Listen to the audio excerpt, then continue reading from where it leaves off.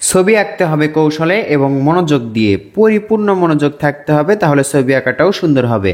এভাবে একটি দাগ দিলাম, এরপর দেখুন এখানে আরও একটি দাগ দিলাম, এবার এখানে আরও একটি দাগ, তিনটি দাগে সুন্দর একটি ঘরবাড়ির সিনারি আঁকবো একটি বৃত্তের মাঝে। আশা করছি দৃশ্যটি দেখতে দারুণ লাগবে। এভাবে দেখুন দাগটা আমরা ডাবল করব। এই ডাবল করে কি হবে একটু পর আপনারা বুঝতে পারবেন। শুধুমাত্র ডাবল করব, এটা মোটেও কঠিন না। এখান থেকে এভাবে করে একটি ত্রিভুজের মতো করে শেপ করব। আবার দেখুন এখান থেকেও ত্রিভুজের মতো করে শেপ করলাম, এখান থেকেও আমরা ত্রিভুজের মতো করে আঁকলাম। আশা করি আপনারা বুঝতেই পাচ্ছেন এখান থেকে কি হতে চলেছে। তিনটি ঘরের তিনটা চালা, তিনটি দাগ থেকে আমরা ধাপে ধাপে আঁকছি, আপনাদেরকে বোঝানোর চেষ্টা করছি। এখন এই দাগটা সোজা করে মিলে দিব, আবার এই দাগটা এদিকে সোজা করে দাগের সাথে মিলে দিব। এভাবে সোজা দাগ, এখান থেকেও সোজা দাগ নিচের দিকে। তিনটি ঘর দেখতে কিন্তু দারুণ লাগছে। এই তো প্রথমে ঘরের চালা, আমরা ঘরের চালার মাঝে এভাবে দাগ দিব। এই দাগটা কিন্তু দারুণ লাগবে। সোজা করে দেওয়ার চেষ্টা করব, একটু সময় ব্যয় করব, তাড়াহুড়ো করব না। তাড়াহুড়ো করলে দাগগুলো অসুন্দর হতে পারে। যত সময় দিতে পারবেন ড্রয়িং তত সুন্দর হবে। প্রথমেই আপনি দ্রুত আঁকতে পারবেন না, আস্তে আস্তে আঁকতে হবে। এই পাশের এটাও আমরা একই রকমের শেপ করব। ঘরের চালাতে এরকম করে দাগ দিতে পারলে ঘরের চালাটাও অনেক সুন্দর দেখায়। আমরা আঁকছি 4B পেন্সিল দিয়ে।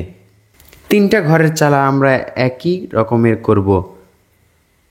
এটা অনেক সহজ ড্রয়িং, দেখতে অনেক সুন্দর হবে। শুধু পেন্সিলেই আঁকা হবে, রং করব না। এখন এখানে একটা জানালা আঁকবো আমরা। জানালাটি একটু বড় সাইজের হবে, এই দাগের সাথে মিলে দিলাম। এখানে এই জানালাটা এতটুকু রাখলাম, আর এখানে একটি ছোট্ট বৃত্ত আঁকলাম। ঘরের জানালার মাঝে এভাবে দাগ দিব, শিকের মতো করে দাগ দিলাম।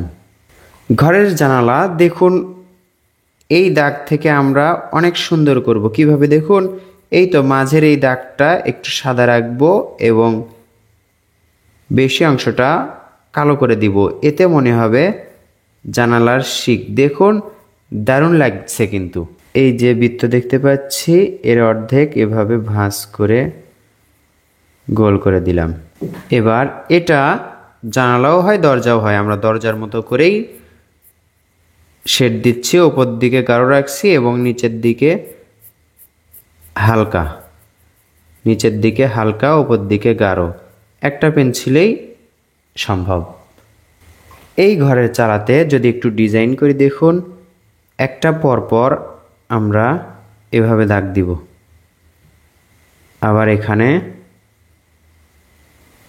একটু ভাঁজ করে।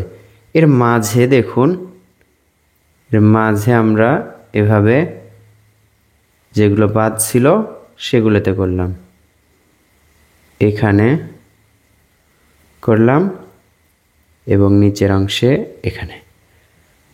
এখন দেখুন ঘরের চালাটা কেমন লাগছে, দারুণ লাগছে কিন্তু। আমরা তিনটাতেই করব না, একটা ফাঁকা রাখবো, দুইটা ফাঁকা রাখবো বা অন্য রকমের রাখবো।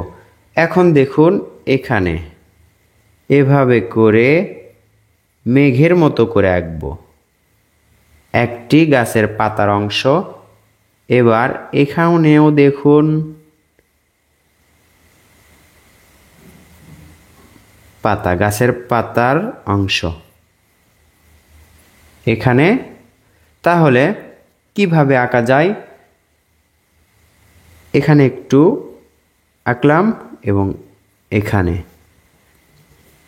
সুন্দর একটি শেপ করে নিলাম প্রথমে। এরপর এখান থেকে আমরা সহজেই ডাল আঁকবো। এই যে ফাঁকা দেখা যাচ্ছে, এখানে আমরা গাছপালা আঁকলাম।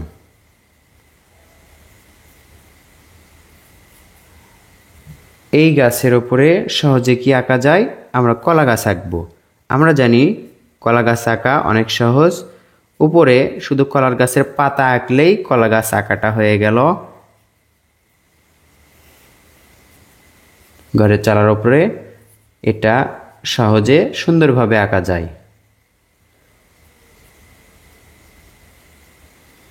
একটি সূর্য আঁকলেই দৃশ্যটি আঁকা শেষ হয়ে যাবে।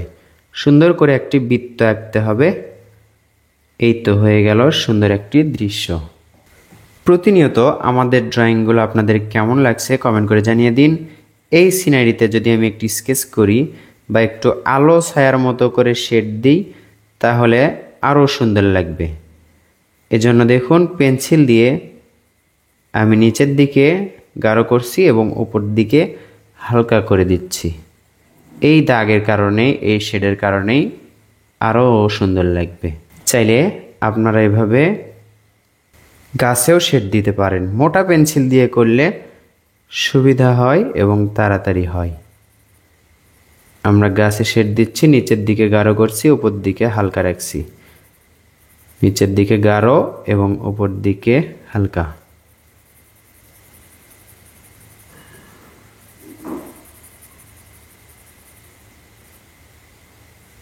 ডালের এক পাশে গাঢ় এবং অপর পাশে হালকা। এখন দেখুন হালকা করে শেড দেওয়ার পর দৃশ্যটা কিন্তু আরও দারুণ লাগছে। তো বন্ধুরা, দৃশ্যটি আঁকার পর পেন্সিল দিয়ে যদি আপনারা এইভাবে শেড দিতে পারেন বা স্কেচ করতে পারেন, তাহলে সহজ দৃশ্য, সিম্পল দৃশ্যও কিন্তু আরও চমক হয়। শেষমেশ দেখতে কেমন লাগছে কমেন্ট করে জানিয়ে দিন। ভালো লাগলে লাইক করুন।